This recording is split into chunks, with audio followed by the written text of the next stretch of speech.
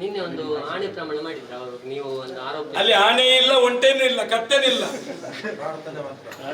ಅದು ಏನು ಒಂದು ನೀವು ಮಾಧ್ಯಮದವರಿಗೆ ನಿಮಗೆ ಗೊತ್ತಿದೆ, ಒಂದು ಆನೆ ಪ್ರಮಾಣ. ಪ್ರಮಾಣ ಅಂದ್ರೆ ಏನು? ಪ್ರಮಾಣ ಅಂದ್ರೆ ಏನು ಸರ್?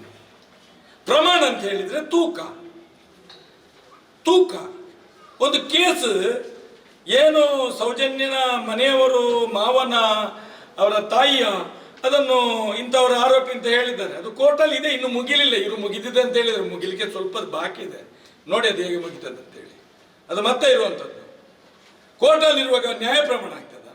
ಅದು ಸರಿ. ವಿಶ್ವ ಹಿಂದೂ ಪರಿಷತ್ತಿನವರು, ಬಜರಂಗ ದಳದವರು ಈ ಸೌಜನ್ಯಲ ತಾಯಿಯನ್ನು ಬಹಳಷ್ಟು ಕಷ್ಟಪಟ್ಟು ಇಷ್ಟ ತನಕ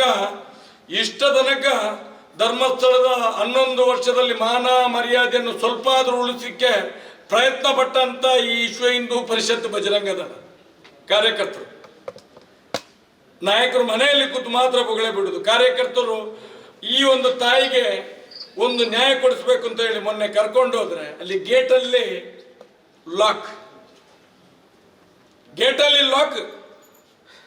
ಒಂದು ಎಂಡೋಮೆಂಟ್ ದೇವಸ್ಥಾನದಲ್ಲಿ ಗೇಟಲ್ಲಿ ಲಾಕ್ ಮಾಡಿ ವಿಶ್ವ ಮಟ್ಟದಲ್ಲಿ ವಿಶ್ವ ಹಿಂದೂ ಪರಿಷತ್ ಬಜರಂಗ ದಳ ಕೆಲಸ ಮಾಡ್ತಾ ಇದೆ. ಈ ಧರ್ಮಕ್ಕೋಸ್ಕರ ಈ ದೇಶದ ದೇವಸ್ಥಾನ ಉಳಿಬೇಕು, ಧರ್ಮ ಉಳಿಬೇಕು, ಸತ್ಯ ಉಳಿಬೇಕು, ಹಿಂದುತ್ವ ಉಳಿಬೇಕು ಅಂತ ಹೇಳಿ ಅವರಿಗೆ ನಿರ್ಬಂಧ. ಒಂದೇ ಒಂದು ಭಗಧ್ವಜನ ಒಳಗೆ ಕೊಂಡೋಗ್ಲಿಕ್ಕೆ ಬಿಡಲಿಲ್ಲ. 1983-86ರಲ್ಲೆಲ್ಲ ಇದೇ ವೀರೇಂದ್ರ ಹೆಗ್ಗಡೆಯವರು ವಿಶ್ವ ಹಿಂದೂ ಪರಿಷತ್ತಿನ ಅಧ್ಯಕ್ಷನ ಸ್ಥಾನದಲ್ಲಿ ಅದೇ ಉಜಿರೆ ಗ್ರೌಂಡಲ್ಲಿ ಒಂದು ವಿಶ್ವ ಹಿಂದಿನ ಮುತಾಲಿಕೆಯನ್ನು ನೋಡಿದವರು, ಅಲ್ಲಿ ಕೂತವರು ಅಧ್ಯಕ್ಷರಾಗಿ. 2013ರಲ್ಲಿ ಕೂಡ ಅಧ್ಯಕ್ಷ ಆಗಿದ್ರು. ಅಂತ ವಿಶ್ವ ಹಿಂದೂ ಪರಿಷತ್ತಿನ ಕಾರ್ಯಕರ್ತರು ತಾಯಿಯನ್ನು ಅಣ್ಣಪ್ಪ ಬೆಟ್ಟಕ್ಕೆ ಒಂದು ಕೈ ಮುಗಿಲಿಕ್ಕೆ, ನ್ಯಾಯ ಕೇಳಲಿಕ್ಕೆ, ದೈವವನ್ನು ಬೇಡಲಿಕ್ಕೆ ಹೋಗ್ತೇವೆ ಅಂತ ಹೇಳಿದ್ರೆ ಗೇಟಲ್ಲೇ ನಿಲ್ಲಿಸ್ತಾರೆ. ಯಾರು ಇವರು? ಅಪ್ಪಂದ ಆಸ್ತಿಯ ಸಾರ್ವಜನಿಕ ಮಾರ್ಗ, ಪಟ್ಟಣಮೆಗೆ ಹೋಗುವಂತ ಸರ್ಕಾರಿ ಮಾರ್ಗ, ಅದಕ್ಕೆ ಅಡ್ಡ ಬೇಲಿ ಹಾಕಿದ್ದು. ಅದಕ್ಕೆ ಇಲ್ಲಿ ಒಬ್ಬ SP, ಅದಕ್ಕೆ ತಡೆ. ಅರೆ ಭಗವದ್ವಜ ಎಲ್ಲಿ? ಪಾಕಿಸ್ತಾನದಲ್ಲಿ ಕೂಡ ಭಗವದ್ವಜ ಇದೆ, ಅಲ್ಲಿ ಕಾಣ್ತೇವೆ ನಾವು. ಇಲ್ಲ ಎಲ್ಲೆಲ್ಲಿ ಕೆಲವು ಏರಿಯಾದಲ್ಲಿ ಪಾಕಿಸ್ತಾನದಲ್ಲೂ ಕೂಡ ಭಗವದ್ವಜ ಇದೆ. ಆದ್ರೆ ಭಾರತ ದೇಶದ ಕರ್ನಾಟಕ ರಾಜ್ಯದ ದಕ್ಷಿಣ ಕನ್ನಡ ಜಿಲ್ಲೆಯ ಬೆಳ್ತಂಗಡಿ ತಾಲೂಕಿನ ಧರ್ಮಸ್ಥಳ ಗ್ರಾಮದ ದೇವಸ್ಥಾನದ ಒಳಗಡೆ ಬಾವುಟವನ್ನು, ಭಗವದ್ವಜವನ್ನು ಕೊಂಡೋಗ್ಲಿಕ್ಕೆ ಇಲ್ಲ ಅಂತ ಹೇಳಿದ್ರೆ ಸನಾತನ ಹಿಂದೂ ಧರ್ಮ ಸತ್ಯ ಹೋಗಿದೆ ಅಂತ ಹೇಳ್ಬೇಕು ನಾವು. ಹಿಂದೂ ಧರ್ಮ ಉಳಿದಿಲ್ಲ ಇಲ್ಲಿ.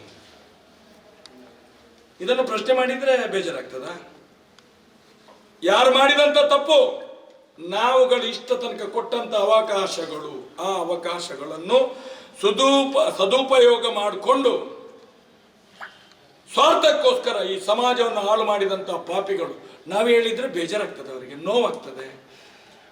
ನಾನು ದಯವಿಟ್ಟು ಹೇಳುವಂಥದ್ದು, ಇದನ್ನೆಲ್ಲ ಈ ಸತ್ಯವನ್ನು ಮಾಧ್ಯಮದವರು ಇನ್ನೂ ಸ್ವಲ್ಪ ಅವತ್ತೇ ಬಿಚ್ಚಿದ್ರೆ ಇಷ್ಟ ತನಕ ಆರೋಪಿಗಳು ಜೈಲಲ್ಲಿ ಇರ್ತಿದ್ರು, ಮರಣದಂಡನೆ ಆಗ್ತಿತ್ತು. ಈ 11 ವರ್ಷ ಬೇಕಾಗಿರಲಿಲ್ಲ. ಇದನ್ನು ನಾನು ಮಾಧ್ಯಮದ ಮುಖಾಂತರ ಹೇಳುವಂಥದ್ದು ಸಮಾಜಕ್ಕೆ. ಇದರಲ್ಲಿ ಸತ್ಯ ಇದೆ, ನ್ಯಾಯ ಇದೆ, ಧರ್ಮ ಇದೆ. ಆದಷ್ಟು ಬೇಗ ಎಲ್ಲ ಜನಗಳು ಒಟ್ಟಿಗೆ ಸೇರಿದ್ರೆ ಇದನ್ನು ಒಂದು ಸತ್ಯವನ್ನು, ಧರ್ಮವನ್ನು, ನ್ಯಾಯವನ್ನು ಮೂರನ್ನು ಈ ಸೌಜನ್ಯದ ಹೋರಾಟದಲ್ಲಿ ನಮಗೆ ನೋಡ್ಲಿಕ್ಕೆ ಆಗ್ತದೆ ಅನ್ನುವಂಥದ್ದನ್ನು ಹೇಳಲಿಕ್ಕೆ ಬಯಸ್ತೇನೆ. ವಸ್ತುನಿಷ್ಠತೆ, ವಿಶ್ವಾಸಾರ್ಹತೆ, ನಿಖರತೆಗಾಗಿ ನೋಡ್ತಾ ಇರಿ ನ್ಯೂಸ್ ಪುತ್ತೂರು, ಜನಮನದ ಪ್ರತಿಧ್ವನಿ.